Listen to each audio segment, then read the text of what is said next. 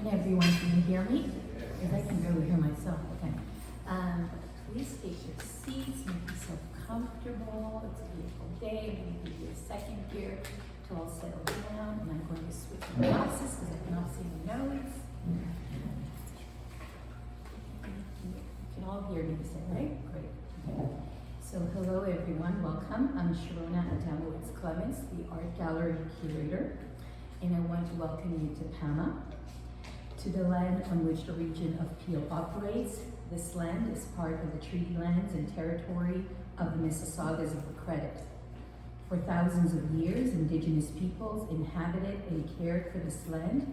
They are the Anishinaabe, Huron-Wendat, Haudenosaunee, and Ojibwe-Chippewa peoples. This land is also home to the Métis, and most recently, the Mississaugas of the Credit First Nations, who are direct descendants of the Mississaugas of the Credit. PAMA exists within the boundaries of Treaty 19, agreed by the Mississaugas of the Credit and the British Crown in 1818. We are grateful to have the opportunity to work and gather on this land, and as such, give our respect to its first inhabitants who cared for it. This afternoon, we mark the opening of A Crack in the Mirror, and please allow me to say it in Punjabi, which I know I'm going to butcher it, but I really like to because I practice. Sheeshe, thareṛ. I tried. This is a traveling exhibition. It was organized by the Reach Gallery and Museum in Abbotsford, BC.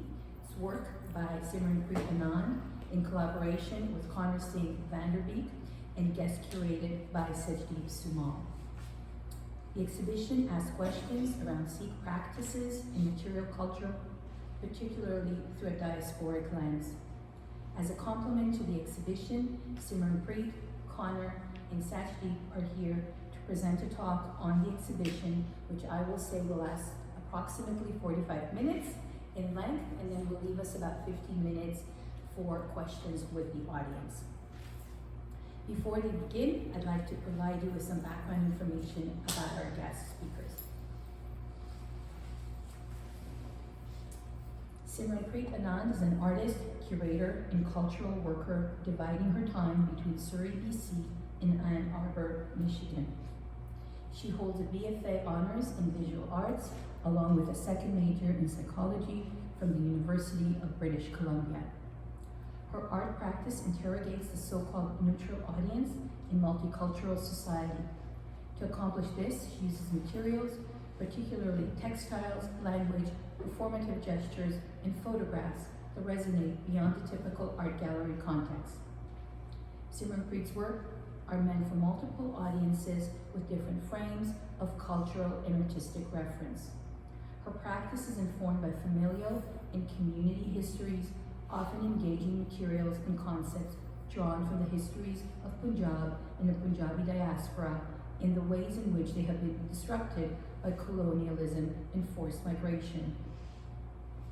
The reclamation of cultural practice in her work interrogates colonial theft, cultural propaganda, and forces of global capitalism. She has been awarded the William and Meredith Saunderson Prizes for Emerging Artists in 2021. And the thareṛ Leland Emerging Artist Prize in 2023. Simranpreet is committed to a socially engaged practice, having worked on community engagement and education project with the Morris and Helen Belkin Art Gallery, Vancouver Art Gallery, the Evergreen Cultural Center, Documenta 14, the Hatch Art Gallery, and the Surrey Art Gallery. Woo! Okay, Conner. Conner Singh VanderBeek is a mixed Punjabi-Sikh and American musician, pedagogue, media artist, and PhD candidate in ethnomusicology based at the University of Michigan. The research engages diversity policy in Canadian arts and its relationship to the commodification and tokenization of Punjabi Canadian artists. Their pedagogy challenges the Western art music canon and examines musical expressions by minorities and diasporic communities in North America, including South Asians and African Americans. They also work as a composer, noise musician, pianist, and media artist exploring narratives of diaspora cultural identity, political polarization, and trauma. They are trained in classical and jazz piano, Javanese gamelan, and Hindu-nastic music. Conner holds a BA, BM dual degree from Northwestern University, where they study composition, musicology, and South Asian studies. They also hold an MA in South Asian studies from the University of Michigan, where their thesis work interrogates the anachronistic construction of North American Sikh identity politics. And in his spare time, Conner enjoys learning new instruments, embroidering, weaving, and sewing stuffed animals. Really important.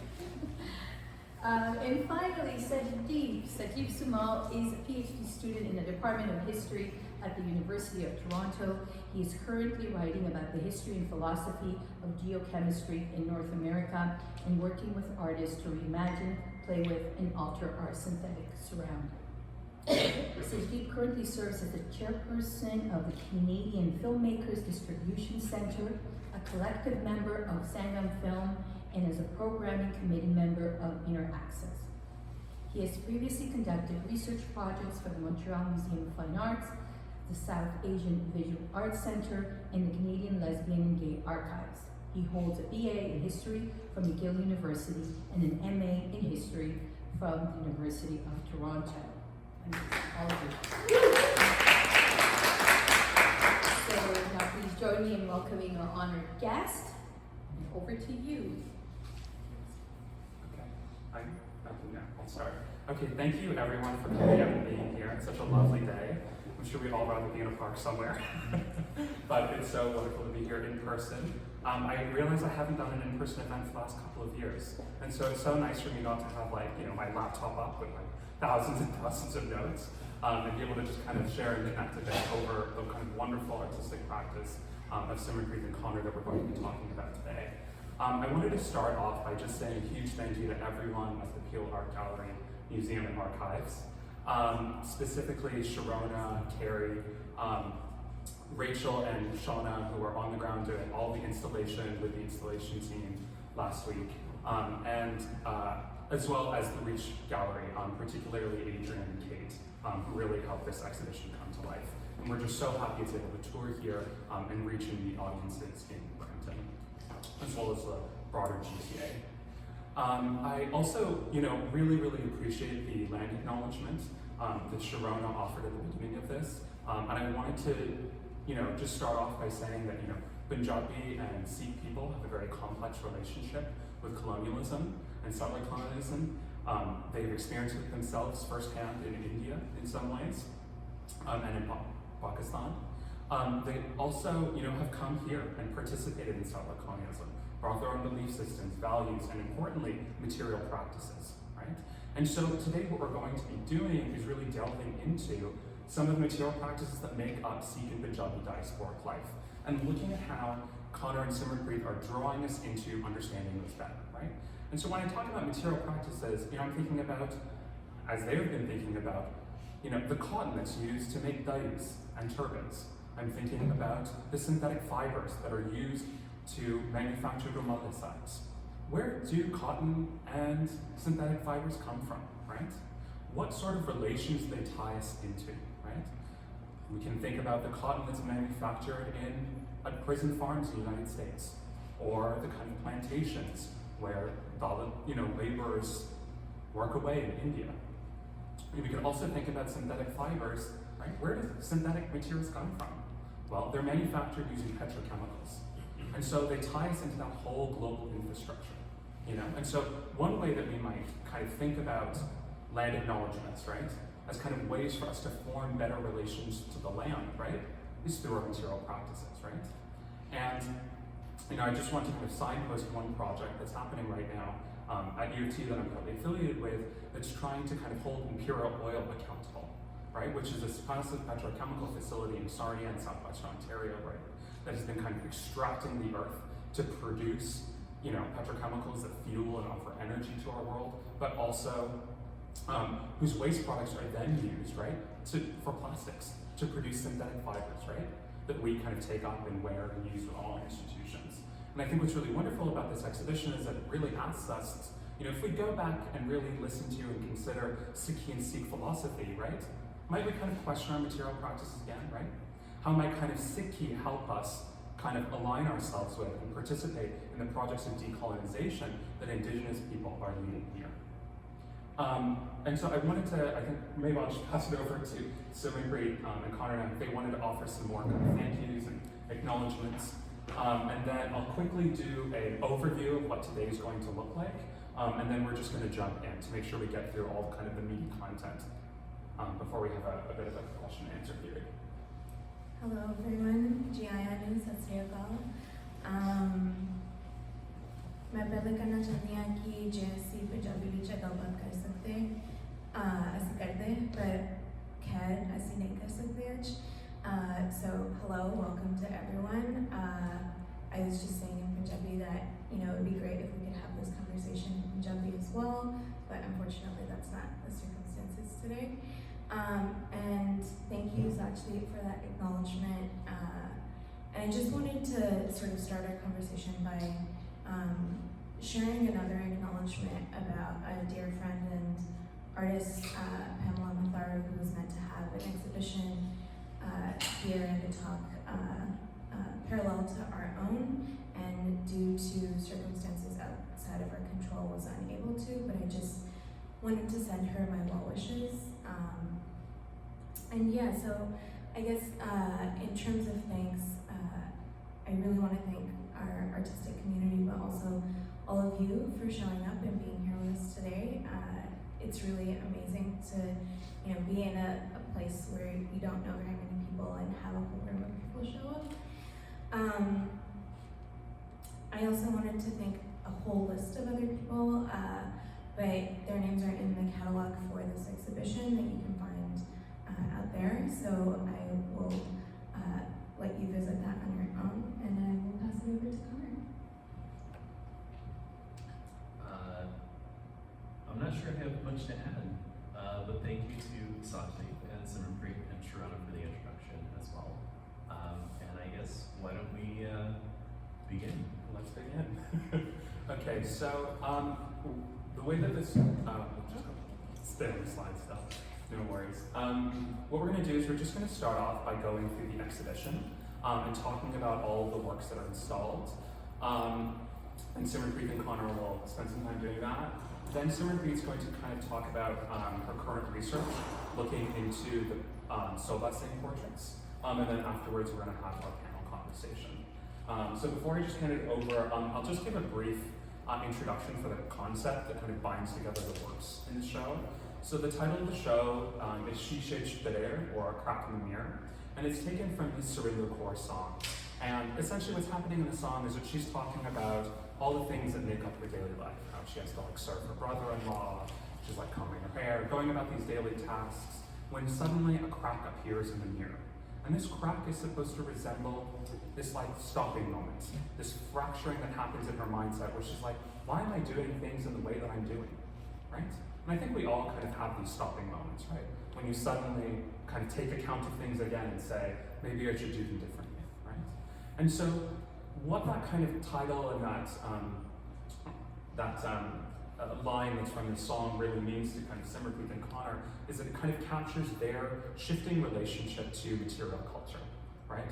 So as artists, they kind of started questioning, well, why are we using, these synthetic fibers? Why are, turbans made out of cotton cloth? Why are they cared for in these ways? And really kind of wanted to create works that drew our attention into those material pieces, right? So that we can stop around them, think about them with a bit more depth.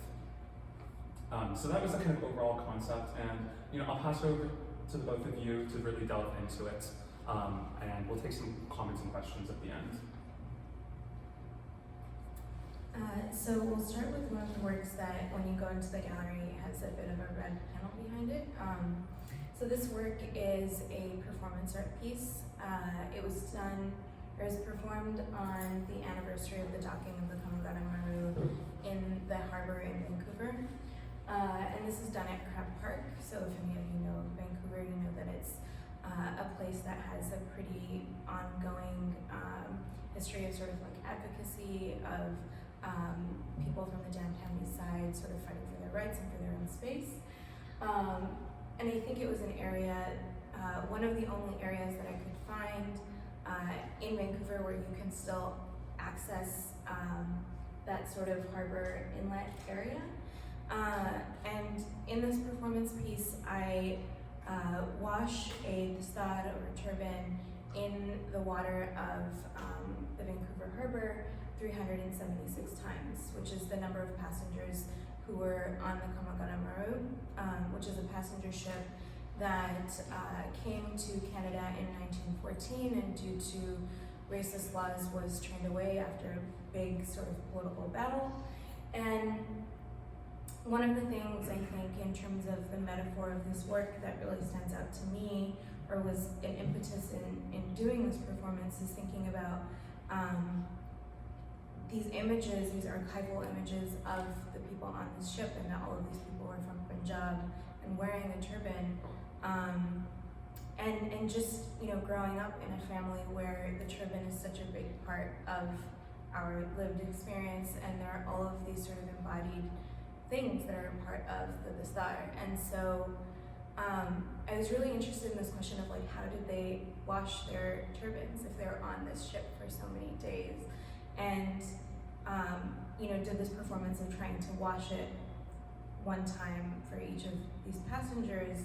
And I encourage you to also listen to the sound, because in the sort of traditional way of washing on a shoreline, like I hit the thareṛ against a rock.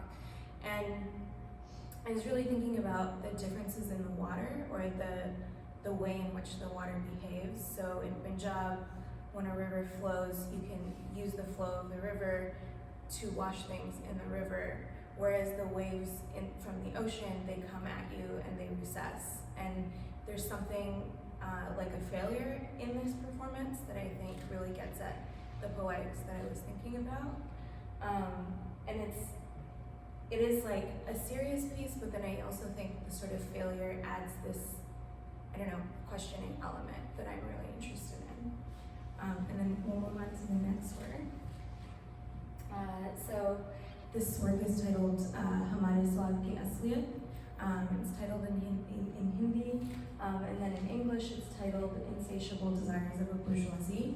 And so in this work, I was really thinking about these principal pre-industrial commodities of the flat woven rug, also known as thareṛ, and spice mixes, as these materials that were very much a big part of colonial plunder. And at the same time, I'm thinking about these notions of authenticity, which is really captured in this idea of the image. We live in a world where there are millions of images that are created every day. And I was, and am like deeply influenced by this essay by an artist and writer named Thareṛ, called In Defense of the Poor Image. And in this essay, she writes about how, in really defending the poor image as this sort of democratizing thing, but then at the end still has this critical bit about like, well, what creates this system? And what I'm really thinking about is these systems, and in ways that maybe I can't even fully articulate in words, but working these two materials together in this work was a way of attempting to get at that in a way that thinks about labor, but also thinks about, you know, curry powder or butter chicken as these things that we really associate with Desi or Indian cuisine, but are very much concoctions of bourgeoisie people in India who were thinking that they could approximate Indian dishes better than the Indians. And that really became a part of the way that food culture changed over time. And I wanted to start with these two works because they sort of have their own individual socio-political histories, and then the rest of the works in the exhibition are a part of a larger body of work titled Bande, chasm, deedn, fanaai. And I'm going to pass the mic over to Conner, who's going to talk about that body of work. So the photograph shown here is not part of the large body of works titled Bande, chasm, deedn, fanaai, which is a collaborative body of work that Simranpreet and I worked on. this is sort of the starting point of this exhibition. So in Sikh practice, on special occasions, be it births, weddings, deaths, families will donate these textiles to the Gurdwara, and these textiles are called Ramanle Sahib. And then Ramanle Sahib end up being sort of the clothing of Sikh scripture, the Guru Granth Sahib, which we treat in daily practice as a living being. And because there are a lot of people all the time, constantly, who are getting, born and married and who are dying, a lot of these textiles are donated, which then creates an excess of textiles. And so you'll have facilities that receive these donations of textiles, and then they have to be stored somewhere. So this is a facility in British Columbia where we gathered these textiles with permission from the facility. They were due to be ritually cremated. So at the end of the life cycle of these textiles, they are ritually cremated through a process called Agni Seva, along with other sacred materials, including the Sikh scripture itself, because the sort of end of life rite in the Sikh faith is one of cremation. So these were unused textiles that were being stored in a facility, and we asked the facility if we could take them to use for sort of artistic interpretation or to make artworks out of. And then we sat with them for a year because we didn't know what to do with them, how we could make work, because despite never having been used, we still felt that they were sacred objects. So we asked ourselves, how do we treat these objects and make them into art pieces in ways that are still respectful of the context they come from? So if you did the next slide. So this led to these sort of material processes of questioning. And so in the right, you have the hanging fabric, which is called a jindoa sab. It's a canopy that sort of provides shade to the Guru Granth Sahib. And underneath the jindoa sab is an inverted canopy. So the textile on the bottom would be hanging. And so we asked, if the jindoa sab is sacred, does the jindoa sab need a jindoa sab? And it's these sort of like simple questioning gestures. The photograph on the right looks at fabric that would be made into Ramanle Sahib, but itself is just fabric from a store. What's that? Oh, the photo, sorry. Oh, the hanging photo is on the right. It's on my right. Oh, it's on your left. I understand now. The photo on your left, the hanging fabrics, these are fabrics that would be made into Ramanle Sahib, and they are from a fabric store. And so we sort of played with this idea of, if objects are disrespected or are tarnished or have reached the end of their life cycle, they are usually cremated in the Sikh faith and in Sikh practice. So we wanted to sort of play with that idea of cremation and of burning to reveal how these materials, as Sajdeep said in the introduction, are actually quite synthetic. And what happens when you burn synthetic materials? If you burn natural materials like cotton or crops or like stubble in the ground after harvest, a lot of the nutrients go back into the soil. But if you burn synthetic materials, it poisons the soil and the air alike. And so the works that we made were towing the line on several different levels of, first, we wanted to be respectful to the materials. Second, we wanted to question the materials. We didn't want to say, oh, this ritual is wrong. At no point were we doing that. And as we created these works, we reached out to members of the Sikh community in Vancouver and in Surrey to ask them, hey, are we doing this appropriately? Do you think this is good? And we also come to this space with that idea in mind of if there are people in the Brampton and Toronto communities who find what we are doing difficult or contentious, like please let us know, and we're happy to take your feedback in and make sure that the space that we are creating with this artwork still remains a community space and a collaborative space. Next. Oh, oops. Yeah, so a very interesting thing about dealing with these materials is that as they burn, they sort of turn into plastic and they melt and they char and they become brittle. And something that I really enjoy about the hanging work, is that if you stand right in front of it, it's sort of like very Instagrammable. Like it's flashy and it's pretty and it's nice to take a photo in front of. But then if you look down, you see that there's actually like a waste product of how this work was made. And in previous iterations of this work, not to throw shade, I don't mean this as a shade or anything, like people would stand in front of the works and then accidentally step on the charred part, and then there would be a little bit of crunch, and then they'd be implicated in, like the audience would be implicated in the sort of like destruction that is inherent in the creation of the work itself. But I think that's, next slide.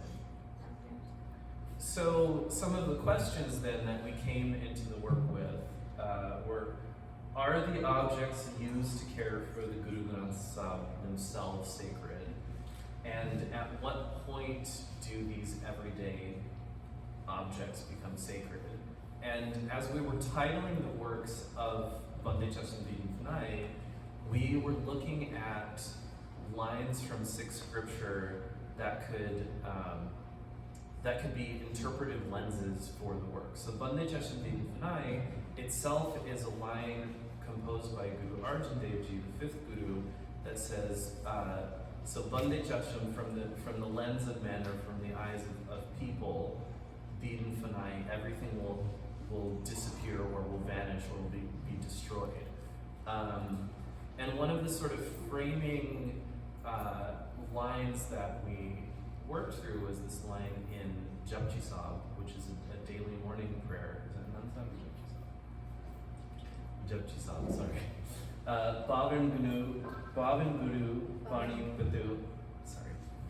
Pavan Guru Bani Pata Mata Tarat Mahata, which is Pavan could be seen literally as the air, but the vast expanse of the skies above us, we should hold as our teacher.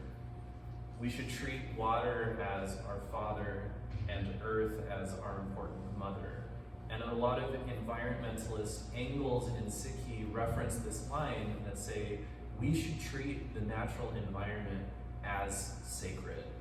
So it's very interesting coming from that sort of environmentalist perspective and then reflecting on the practice of Bande Sahib, which themselves are now made out of synthetic, mass-produced materials that require petrochemicals to make. That process puts a certain amount of waste into the environment, and then through their ritual disposal also produces waste and poisons the environment in certain ways. So this sort of question of at what point do objects become sacred then became a through line moving into future works that we were interested in. And at this point, I will hand the microphone back to Simranpreet. So these works are some of my most recent works. I'm currently working in medium format photography and large format prints of these images. And I wanted to tell a bit of a story about the image on your left. So this image is titled Bentuk, and in English, The Blue Room. And this image is in Conner's Nanaji and Naniji's house, so his maternal grandparents. And I was sitting in this living room and had this moment where I was like, I've been to so many different places, like BC, Ontario, California, Nairobi, London, India, and like these same images I've seen on the walls of so many people in Sikh households. And this was really the starting point for my current research and the work that I'm doing, where I became very interested in how is this the artistic expression of our community, or how are these the paintings that are in all of these houses across multiple generations and multiple places. And so this project began, and is still going on. So if you know anyone who has a home that has these paintings that you think would, be a great place for me to document or photograph, please let me know. But I think there's something really interesting about, obviously, like a lot of our work that we've spoken about is very critical and thinks about all of these hidden structures behind visual and material culture. And I've heard from a lot of people that this work feels like a different stance. And it does, but also because in the work that I'm making, I'm very interested in these multiple perspectives. So in the works that I'll show after this, I'm thinking about the commercial environment that these images are a part of, or how they're manufactured.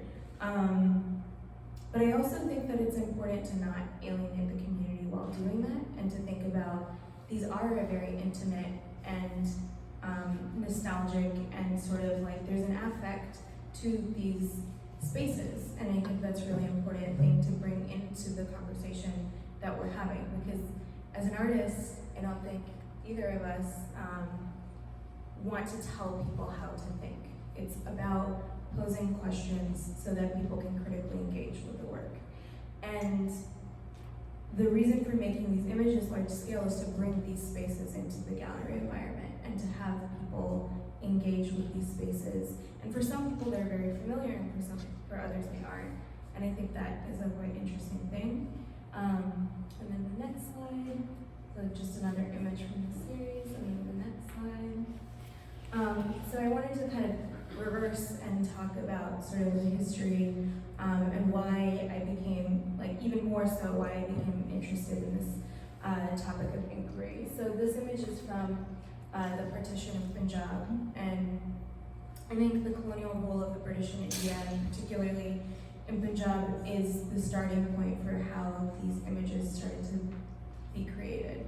And during the colonial rule, the British really wanted to pretend that they were a secular rule, but at the same time were totally okay with Christian missionaries proselytizing. And in the sort of late colonial period into what then became partition, there were these reform movements, and not only within Sikhism, but also within Hinduism. So you have the Brahma Samaj and the Arya Samaj, and then within Islam, you have the Aligarh movement, and for Sikhs, you have the Sikh Sabha movement. And so from various places, Sikhs felt like they were being converted, that their ritual and spiritual practices were being absorbed into Hinduism. And this is very well written by Arvind Singh VanderBeek, who's a Sikh scholar based at the University of Michigan. And there's something really interesting about the philosophical shift that happens during the Sikh Sabha movement, because what happens is that Sikhs start to articulate themselves in the language of the colonizers. So they're using Western philosophy to explain their religious and spiritual practices, and even framing themselves as a religion, which is an English word, it doesn't have Indic roots, is a very particular thing. And so, after partition, Sikhs move into the India side of Punjab, and you really have this push for Sikhs in terms of philosophy trying to stake their claim. And what happens is that through a series of political moves that I won't get into, these images are commissioned by artists. So these images are painted by an artist named Sobha Singh, and they're painted in the mid-20th century, which is actually fairly recent. And I mean, I think it's really interesting to consider, like, why are they portraits? Why are they singular people? Why are they oil paintings? So there are a lot of questions around the codes, but that they were commissioned by the seat of Sikh authority, and not only commissioned, but also distributed by the seat of Sikh authority. So a little timeline of sort of visual culture and the representation of the Sikh gurus is that during the Guru period, so in this instance during Guru Nanak's lifetime, there are no depictions of the gurus. And then in the 17th century onwards, you get depictions that are in these anthologies called the Janam Sakhis, which are the life and times of Guru Nanak, which in this image you can tell it's a much more narrative style. It includes text. It is very detailed. And the next slide. And then you get to the 19th century and you start to see these images change. So you see the depth in the cheeks of this portrait. You see that it's a portrait, that there's one singular person, and what happens when you have a singular person in a painting? How do you start to think about that person? And then in the 20th century, you get the Silva Singh paintings, and then moving on to now, you have a diversity of depictions. So on the left, this image is by an artist who goes by the moniker of Inquisitive, and you can see that the Silva Singh style of painting is still very much present in the work that he is making. And then on the right, you have artists like Jatinder Singh Burley, who's based out of the UK, who is reimagining, sort of looking back at Janam Sakhi styles of painting, thinking about what are the codes and how do I break these codes or think about these codes. Next slide. So these are some of the early works that I'm making. This is the stuff that I'm doing right now. So these are lenticular prints. A lenticular print is a stitching together of two images that has a lens over top of it. And the lens allows you to see the two images individually, but they're a part of the same image. And so the first image that was just shown flips between Guru Gobind Singh Ji, who's the 10th Guru of the Sikh faith, and Napoleon. And it's just shocking how similar these images are, and something that people don't really necessarily consider. But I think all of this history that I've sort of laid out is sort of the reasoning for why visual culture moved in this direction. And then in these images, you see Guru Nanak Dev Ji and Guru Gobind Singh Ji, so the first and the 10th Gurus of the Sikh faith, in what is exactly the same pose as Jesus Christ. And so you really start to see how the logic of colonialism ends up impacting image production. And so these are sort of works alongside those photographic works that I'm making, and then the next work, which is the last work that I'm going to show you before we open up to the Q&A, is this work where I am mining AI images. So I particularly put in a prompt of a Janam Sakhi painting of Guru Nanak, which, as all of you know now, is a much more narrative style painting of Guru Nanak. But what we end up seeing is, again, this very sort of pseudo-realistic, obviously it's a little weird because it's an open source AI, which I really love. But you can see how much the images resemble those images that I showed you. And what I think, was really important to me in making this work is that when I ask someone who's familiar with the Sikh faith, what does Guru Nanak look like in your mind's eye? There is this sort of image. And then when you ask AI, and even thinking about the erasure that the AI is doing of particularly the Janam Sakhi painting, this is also the image that is in the mind's eye of the AI. And so there's something sort of eerie about it. This is obviously still a work in progress, but it's the direction that I'm going in and what I'm interested in these days. And yeah, next slide, and I guess. So I think round of applause for the artists.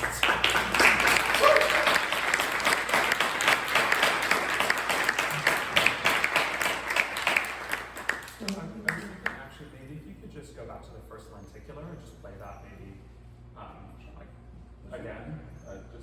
one more before this. I just wanted to make sure that people got a chance to really see.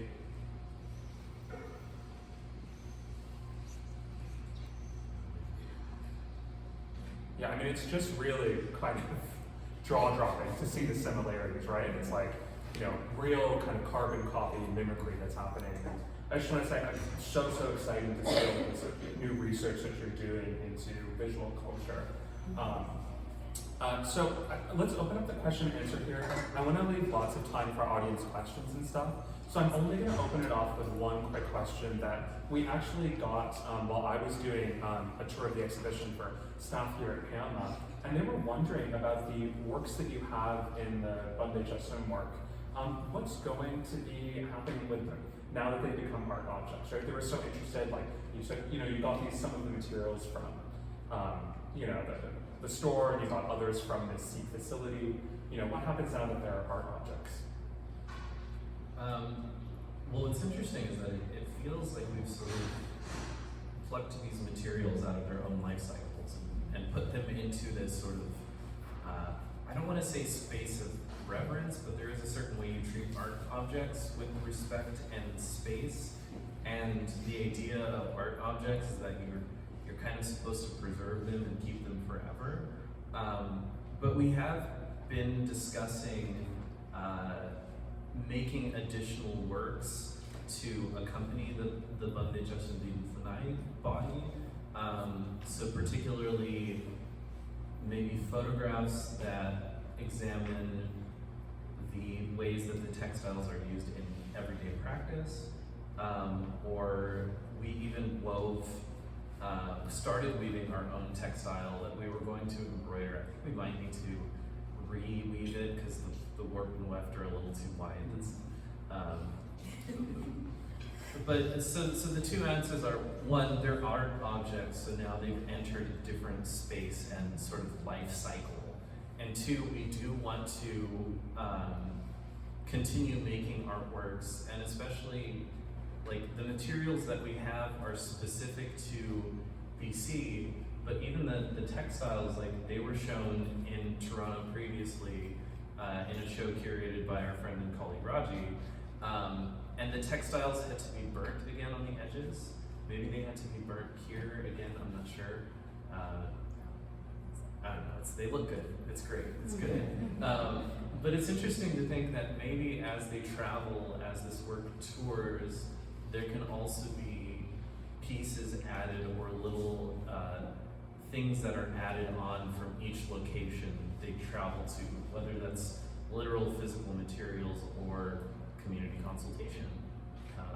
Because I think it's hard because when a thing becomes an art object, it kind of becomes frozen, and these are still like objects with living practices around them, and we want to make sure that they're still alive in a way. I don't know if I have much to add, but yeah, we'd love to hear all of your questions and yeah, hear even comments or how you feel about the talk or the work. I can just. I have so many questions, but I'm going to speak to an anecdote and then ask a follow-up to this particular exhibition that we worked on as well. The first anecdote that I wanted to share was with the piece, it's